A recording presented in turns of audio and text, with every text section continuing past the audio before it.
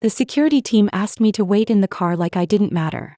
Then the Prime Minister entered the hall and refused to speak until I was brought in. My name is Charlotte Evans, a 29-year-old interpreter based in Washington, D.C., where the hum of politics never sleeps. I'd been contracted at the last minute for a high-stakes summit at the National Press Club, tasked with translating for a visiting dignitary from a war-torn Eastern European nation. I didn't expect my presence to halt proceedings, or to uncover a secret that would tie me to a past I barely remembered. It began with a call at 5 a.m., the kind that jolts you awake with its urgency. The voice on the line belonged to Agent Daniel Reed from the Secret Service. "Miss Evans, we need you at the press club by 7 a.m. Bring your credentials and be discreet." The line cut off before I could ask details. My stomach tightened. I'd worked with government officials before, translating for diplomats and CEOs, but this felt different, edged with an unspoken weight. I dressed quickly, pulling on a navy blazer and grabbing my interpreter badge, then drove through the foggy D.C. streets, the Capitol dome looming like a silent judge in the dawn light. At the venue, the scene was controlled chaos. Black SUVs lined the curb and agents with earpieces scanned every face. I presented my ID and a burly guard directed me to a parked car. "Wait here," he said, his tone dismissive. I slid into the back seat, the leather cold against my skin, and watched through tinted windows as aides rushed about. Time dragged, 10 minutes, then 30. No one explained why I was sidelined. Was this a test? A mistake? My phone remained silent, amplifying my unease. I fidgeted with my bracelet, a silver piece my mother gave me before she passed, its engravings worn but familiar. An hour in, the car door swung open. "Move now," an agent barked, his face unreadable. I followed him through a labyrinth of hallways, my flats echoing on the marble floor. The hum of voices grew as we neared the main hall. Inside, a crowd of suits and uniforms parted, revealing a stage where the Prime Minister stood, a commanding figure in a charcoal suit. His name was Viktor Dragovic, leader of a nation scarred by conflict, known for his iron will and cryptic speeches. His dark eyes scanned the room, and when they landed on me, he raised a hand. "No," he said, his accent thick. "I will not speak until she is here." The hall fell silent. Heads swiveled toward me and I felt heat rise to my cheeks. The agent beside me faltered. "Sir, she's just the interpreter," he protested. Dragovic's gaze hardened. "She is more than that. Bring her up." I was escorted to the stage, my legs unsteady under the weight of 100 stairs. What did he mean? I'd never met him. My job was to bridge languages, not to stand in the spotlight. Yet here I was, positioned beside him as if I held a key to something bigger. He leaned in, his voice low. "Charlotte Evans, duh?" I nodded, throat dry. "Your mother was Elena Evans," he continued. My breath hitched. My mother had been a linguist, killed in a car accident when I was 10. The memory was a blur of tears and unanswered questions. "She helped me once, long ago," Dragovic said. "Saved documents that kept my people alive. I owe her. And now I need you." Before I could respond, he turned to the microphone, signaling me to translate. His speech was a delicate dance of promises: ceasefire terms, refugee aid, economic recovery. My voice carried his words into English, steady despite the storm in my mind. Why me? What debt? The security team's earlier dismissal now felt intentional, as if they'd been keeping me out of sight. As Dragovic spoke, I noticed a woman in the audience, her blonde hair tucked under a scarf, eyes fixed on me. She slipped away before I could focus, leaving a chill down my spine. After the address, Dragovic pulled me into a side room. The walls were bare except for a single map of his homeland, and a table held a locked briefcase. He opened it, revealing a faded photo and a sealed envelope. "This was with your mother's effects," he said. "It mentions a cipher, something she passed to you. I need it for the treaty." My head spun. The cipher? I had no recollection. "I was a child," I said, voice shaking. "I don't know anything about this." His expression darkened. "Then we are in danger. Because others do, and they are close." The door flew open and 2 agents stormed in. "Sir, we've detected a breach," one reported. "Someone hacked the comms." Dragovic's jaw tightened. "Find them," he ordered. I stared at the photo, my mother with Dragovic both smiling, a document in her hands. The envelope bore her handwriting. The answer lies in the echo. What echo? A memory flickered, her humming a lullaby, the tune etched into the bracelet's engravings. Could it be a code? Dragovic noticed my focus. What is it? He asked. I unclasped the bracelet, revealing a hidden panel with tiny etched numbers. Is this it? I asked, holding it out. He took it, eyes narrowing. Possibly. We must decode it, quietly. An aide produced a device, and as the numbers were input, a digital lock clicked open on the briefcase, revealing a data drive. This could secure the treaty, Dragovic murmured. But if it falls into the wrong hands? The aide's radio crackled. Intruders on the 3rd floor, West Wing. Dragovic stood, his demeanor shifting. Charlotte, you're with me. This is no longer just interpretation. I followed, mind racing. The security team had misjudged me, but Dragovic saw a connection to my past. As we moved, footsteps echoed behind us. Who was tracking us and why? The question hung unanswered, pulling me deeper into a mystery tied to my mother's legacy. We reached a secure elevator descending to a basement command center. Dragovic handed me a headset. You'll coordinate translations, he said. Your skills may save us. I nodded, adrenaline surging. Screens showed live feeds, a red blip marking intruders nearing the hull. They want the drive, an agent said. Or her, Dragovic added, glancing at me. My mother's debt, this cipher. It was larger than I'd imagined. On a paused feed, I spotted the blonde woman again, her scarf slipping to reveal a familiar brooch. My breath caught. It matched one in my mother's old jewelry box. Who was she to me? The thought lingered as the team mobilized, the truth still out of reach. The command center buzzed with urgency, screens flickering with live feeds of the convention center. My headset crackled as I relayed Dragovic's orders in his native tongue, my voice steady despite the chaos swirling around me. Secure the West Wing exits, I translated, watching the red blip on the monitor inch closer to the hull. The data drive from the briefcase sat on the table, its contents still a mystery, but its importance was clear. Dragovic paced, his eyes fixed on the screens, while agents barked coordinates into their radios. I couldn't shake the image of that blonde woman, the brooch, the way she'd watched me. Who was she and why did she feel so familiar? An agent adjusted a camera feed, zooming in on the West Wing. The blonde woman appeared again, moving with purpose through a service corridor. Her scarf was gone now, revealing sharp features and a tense expression. That's her, I said, pointing. Dragovic glanced over, his brow furrowing. You know her? He asked. I shook my head. Not exactly. But that brooch, she's connected to my mother somehow. He studied the feed, then nodded to an agent. Track her. Discreetly. The agent typed furiously, pulling up a facial recognition scan.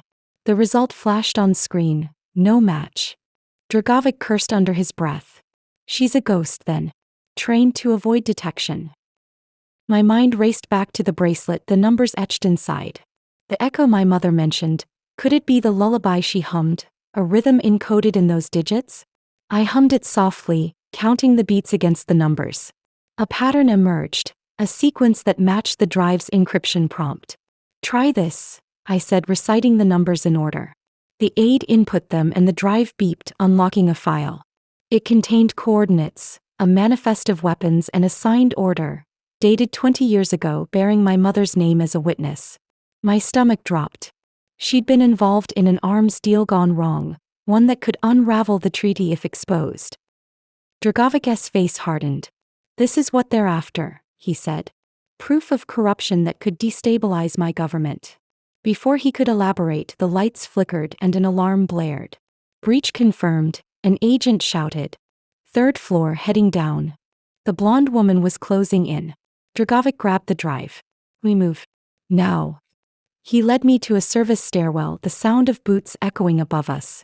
My heart pounded as we descended, the air growing damp and cold. Who was she? A mercenary, a spy, or someone with a personal stake? We reached a basement garage where a black SUV waited. Dragovic pushed me inside, sliding in beside me. Head to the safe house, he ordered the driver. As we sped off, I glanced back, catching a glimpse of the woman on a security camera feed from the agent's tablet. She was speaking into a comms device, her voice inaudible but her intent clear. She's coordinating, I said. Dragovic nodded. She wants the drive, or you. Your mother's involvement makes you a target. I clutched the bracelet, its weight a reminder of the past I'd stumbled into. The safe house was a nondescript row house in Georgetown, its windows darkened. Inside, a team of aides and security personnel awaited. Dragovic handed the drive to a tech specialist who began analyzing the data. We need to decide how to use this, he said to me. Expose it and my government falls. Bury it and the treaty holds, but the truth stays hidden. I thought of my mother, her quiet strength, the secrets she'd carried. She'd want the truth, I said. But not at the cost of peace. Dragovic sighed. Then we find a middle ground. The tech specialist interrupted. Sir, the file's been tagged. Someone's tracking it remotely. Before we could react, the lights went out, plunging us into darkness. A crash sounded from the front door and shouts filled the air. Ambush! An agent yelled. Flashlights pierced the gloom as Dragovic pulled me toward a back exit. We stumbled into an alley, the sound of pursuit close behind. The blonde woman emerged from the shadows, a gun in hand. Hand over the drive, she demanded, her accent faint but familiar, my mother's dialect. I froze, recognition dawning. Your family, I whispered. Her eyes narrowed. Cousin, she confirmed. I'm Sofia. Your mother sent me the brooch as a signal. I've been protecting you. Dragovic stepped forward. Explain. Sofia lowered the gun slightly. The arms deal was a setup. Your mother exposed it but they killed her for it. I've been tracking the evidence to clear her name and stop this treaty from covering it up. The drive then was both a weapon and a redemption. Gunfire erupted from the alley's end, agents engaging unseen attackers. Sofia grabbed my arm. We need to get out. The FBI's involved. They want the drive silenced. We ran, Dragovic covering us, until we reached a parked car. Inside, Sofia drove, explaining as we went.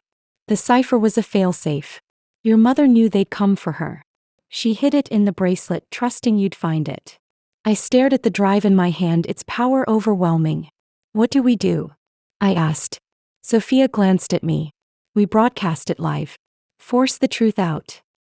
We arrived at a small radio station, its equipment outdated but functional.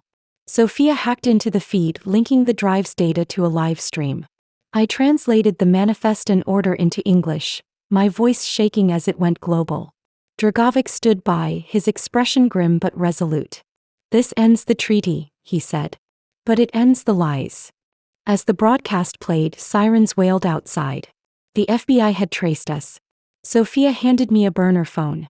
Call James, he'll get you out.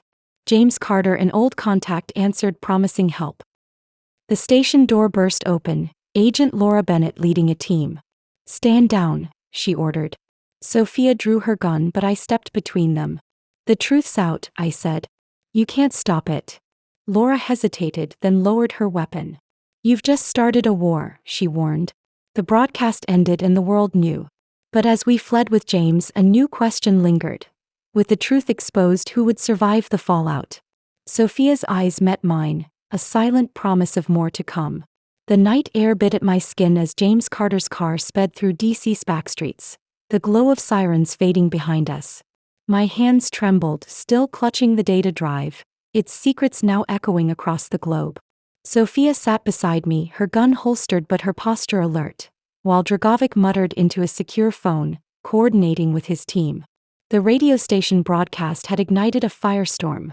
News alerts blared on James's dashboard screen, headlines screaming about a government cover-up and a decades-old arms scandal. I'd translated the truth, but at what cost? The FBI was hunting us and the fallout was just beginning. James, a wiry tech expert with a British accent softened by years in the States, glanced at me through the rearview mirror. You've got guts, Charlotte, he said. But we need a plan. The FBI won't let this slide. Sofia nodded. They'll try to discredit the broadcast, claim it's fabricated. We need hard proof, something they can't touch. Dragovic ended his call, his face grim. My government is in chaos. The treaty's dead, but so is my leverage. We must protect the drive, and you. I felt the weight of their expectations, My mother's legacy now a burden I couldn't shed. We pulled into a nondescript warehouse near the Potomac, its rusted exterior hiding a high-tech safe house. Inside, a team of Dragovic's aides awaited, setting up laptops and satellite links. James plugged the drive into a secure terminal, his fingers flying over the keys. "Let's see what else is in here," he murmured. The screen filled with files, emails, bank records, and a video. I leaned closer as it played, revealing my mother in a dimly lit room, speaking urgently into a camera. "If you're seeing this, Charlotte, they've found me. The cipher unlocks everything. Use it to expose them. Stay safe." Her voice broke and the screen went black. Tears stung my eyes. She'd known her end was near. Sofia placed a hand on my shoulder. She was brave. "Now it's your turn." The video included a timestamp, 2 days before her accident. Dragovic studied the bank records, his expression darkening. These transactions link U.S. officials to the arms deal. My government was a pawn.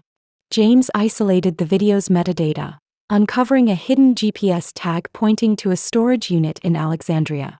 "That's where the physical evidence might be," he said. "But it's a trap, they'll be watching." I nodded. "We have to go." It's what she wanted. We geared up, Dragovic insisting on a small team, himself, Sofia, James, and me. The drive stayed with an aide, uploaded to a cloud server as a backup. The drive to Alexandria was tense, the city's lights blurring past. At the storage facility, a row of locked units loomed under sodium lamps. Sofia led us to Unit 47 using a code from the metadata to unlock it. Inside, we found crates stamped with military insignia, a ledger, and a locked safe. James hacked the safe, revealing a stack of photos. My mother with U.S. senators, Dragovic with rebel leaders, and a young girl who looked like me. "That's you," Sofia whispered. "She kept you out of it." The ledger detailed payments, names redacted but traceable. Dragovic's voice was low. "This could bring down your government, Charlotte." Before I could respond, headlights flooded the unit. Doors slammed and Agent Laura Bennett's voice cut through. "Drop everything. You're under arrest." Armed agents surrounded us, guns drawn. Sofia raised her hands, but I stepped forward. "You can't bury this," I said, holding up the ledger. "It's already out." Laura's jaw tightened. "You don't know what you've started." A gunshot rang out, not from the agents but from the shadows. An agent fell and chaos erupted. Sofia tackled me behind a crate as bullets flew. "Sniper!" she yelled. Dragovic returned fire, covering James as he uploaded the ledger to the cloud. Laura shouted orders, her team splitting to engage the unseen attacker. I peeked out, spotting the blonde hair. The sniper was the woman from the crowd, now revealed as a rogue operative. "She's cleaning house," Sofia said. "Eliminating witnesses." The firefight ended as quickly as it began, the sniper fleeing into the night. 2 agents lay wounded and Laura lowered her gun, breathing hard. "Stand down," she ordered her team. She turned to me, ice cold. "You've got your story. But this ends here." Dragovic stepped forward. "Not until justice is served." Laura hesitated, then signaled a retreat. "We'll investigate. That's all I can promise." They left, taking the wounded, leaving us with the evidence. Back at the warehouse, James confirmed the upload. "It's live. The world has it now." Sofia smiled faintly. "Your mother would be proud." But the victory felt hollow. The sniper was still out there and the photos suggested a deeper conspiracy. Who was she and why target me? Dragovic offered asylum, but I shook my head. "I need to stay. Finish this." He nodded. "Then we work together." Days later, I sat in my apartment, the news looping with revelations. Senators resigning, investigations launched. The sniper's face appeared on a wanted bulletin, her name unknown. My phone buzzed. "James. Found something. The girl in the photo, she's not you. She's your sister." My world tilted. Sister? The echo my mother mentioned, it wasn't just a code but a family secret. The sniper, the woman who'd shot at us, might be her.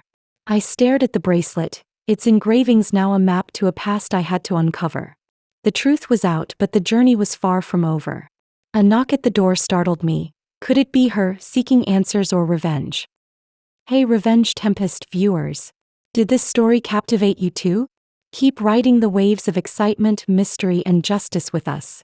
Don't forget to subscribe to our channel and let us know in the comments where you're watching from. Each of you is part of this storm.